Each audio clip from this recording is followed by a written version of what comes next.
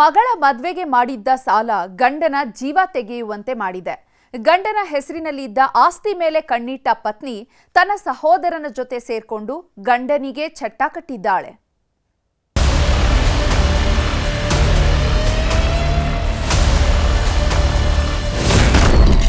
3 ಎಕರೆ ಜಾಗಕ್ಕಾಗಿ ಗಂಡನಿಗೆ ಮುಹೂರ್ತಾಗಿಟ್ಟ ಪತ್ನಿ.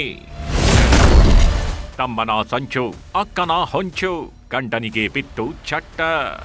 ಎಂಥ ಕಾಲ ಬಂತು ನೋಡಿ. ಗಂಡನಿಗಾಗಿ ಪತ್ನಿಯರು ಪ್ರಾಣ ಬಿಟ್ಟೋರಿದ್ದಾರೆ. ಗಂಡನಿಗಾಗಿ ತಮ್ಮ ಜೀವನ ಎರಡನ್ನೂ ಸವೆಸಿದವರಿದ್ದಾರೆ. ಆದ್ರೀಗ ಕಾಲ ಬದಲಾಗಿದೆ. ಮಾಡರ್ನ್ ಬದನಾರಿಯ ಆರ್ಭಟ ಜೋರಾಗಿದೆ. ಆಸ್ತಿಗಾಗಿ ಗಂಡನನ್ನೇ ಕೊಲೆ ಮಾಡೋ ಲೆವೆಲ್ಗೆ ಹೋಗ್ತಿದ್ದಾರೆ ಅಂದ್ರೆ ಏನು ಹೇಳಬೇಕು ಹೇಳಿ. 3 ಎಕರೆ ಆಸ್ತಿ ಮೇಲೆ ಕಣ್ಣಿಟ್ಟವಳು ಸ್ವಂತ ತಮ್ಮನ ಜೊತೆ ಸೇರಿಕೊಂಡು ಗಂಡನಿಗೆ ಚಟ್ಟ ಕಟ್ಟಿದ್ದಾಳೆ.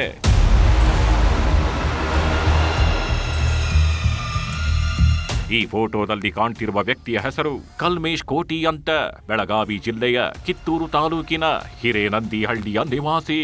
ತುಮಕೂರಿನ ಮಠವೊಂದರಲ್ಲಿ ಕೂಲಿ ಕೆಲಸ ಮಾಡಿಕೊಂಡಿದ್ದ ಈತನಿಗೆ ಪತ್ನಿಯೇ ಚಟ್ಟ ಕಟ್ಟಿದ್ದಾಳೆ. 30 ವರ್ಷದ ಹಿಂದೆ ಹಸೆಮಣೆ ತುಳಿದಿದ್ದ ಈ ದಂಪತಿಗೆ 2 ಮುದ್ದಾದ ಮಕ್ಕಳಿದ್ದಾರೆ.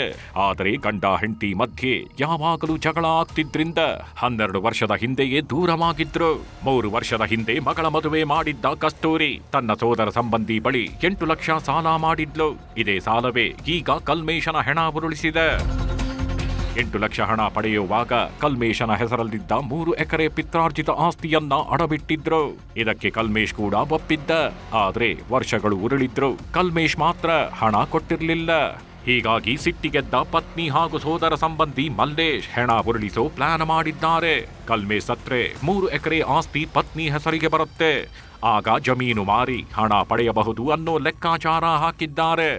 ಶಿವರಾತ್ರಿ ಕಲ್ಮೇಶ್ ಊರಿಗೆ ಬಂದಿದ್ದ.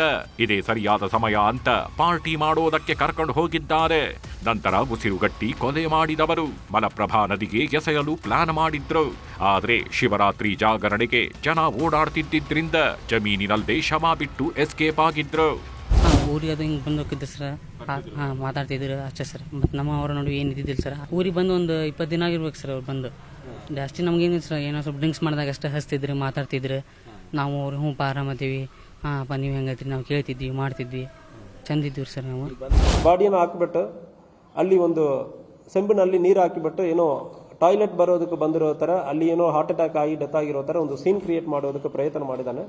ಆದರೆ ಕೂಡ ಈ ಕೇಸಲ್ಲಿ 4 ಜನನ್ನು ಕೂಡ ನಾವು ಈಗ ಅರೆಸ್ಟ್ ಮಾಡಿದ್ದೀವಿ.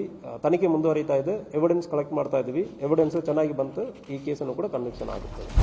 ಒಟ್ನಲ್ಲಿ ಗಂಡನ ಹೆಸರಲ್ಲಿದ್ದ ಆಸ್ತಿಗೆ ಕಣ್ಣು ಹಾಕಿದವಳು ಗಂಡನ ಕಥೆಯನ್ನೇ ಮುಗಿಸಿದ್ದು ಮಾತ್ರ ದುರಂತ. ಚಂದ್ರಕಾಂತ್ ಸುಗಂಧಿ, ನ್ಯೂಸ್ 18 ಬೆಳಗಾವಿ.